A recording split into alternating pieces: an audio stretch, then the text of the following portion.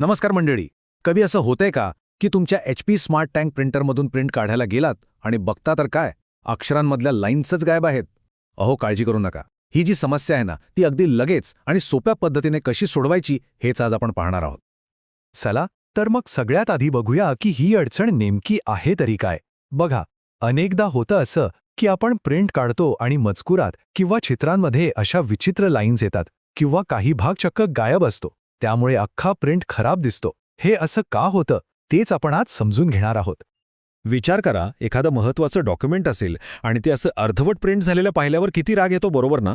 पण थांबा, काळजी करायचं काहीच कारण नाहीये. यावर एक अगदी सोपा आणि एकदम झटपट होणारा उपाय आहे. मग आता प्रश्न येतो की उपाय काय? काय नवीन शाही आणावी लागेल की थेट टेक्निशियनला बोलवावं लागेल? नाही, अजिबात नाही. सगळ्यात भारी गोष्ट काय माहितीये? याचा उपाय कुठे बाहेर नाहीये, तो आपल्या कॉम्प्युटरमध्येच लपलेला आहे. हो, बरोबर ऐकलत. उपाय आपल्या कॉम्प्युटरवरच आहे.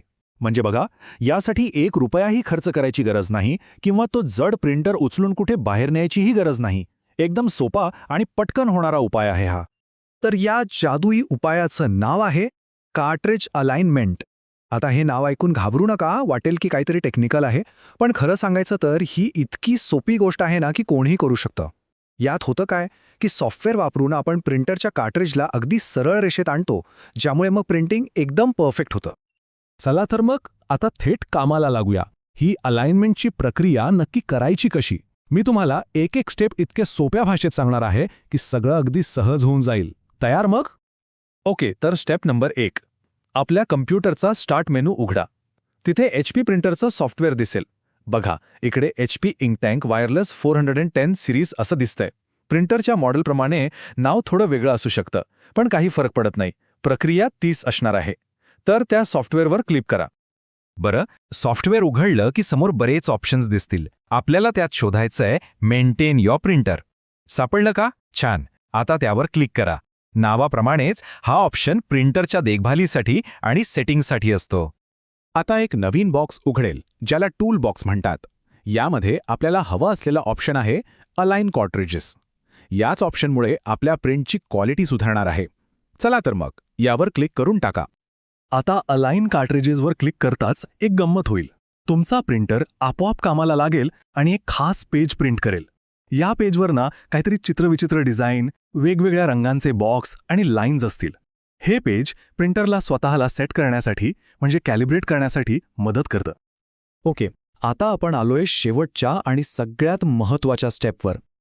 जे पेज आता प्रिंट झाले ना, ते घ्या आणि प्रिंटरच्या स्कॅनरच्या काचेवर उलटं ठेवा. म्हणजे प्रिंट केलेला भाग खालच्या बाजूला. कोपऱ्यात एक खूण असते, त्याप्रमाणे ते व्यवस्थित ठेवा आणि मग प्रिंटरवरचं स्कॅनचं बटन दाबा. बस, आता प्रिंटर ते पेज स्कॅन करेल आणि स्वतःला आपोआप व्यवस्थित सेट करून घेईल. आणि झालं. अभिनंदन, आपली प्रक्रिया यशस्वीपणे पूर्ण झाली आहे. या सोप्या अलाइनमुळे प्रिंटरचं कॅलिब्रेशन आता एकदम परफेक्ट झालंय. आणि याचा अर्थ काय?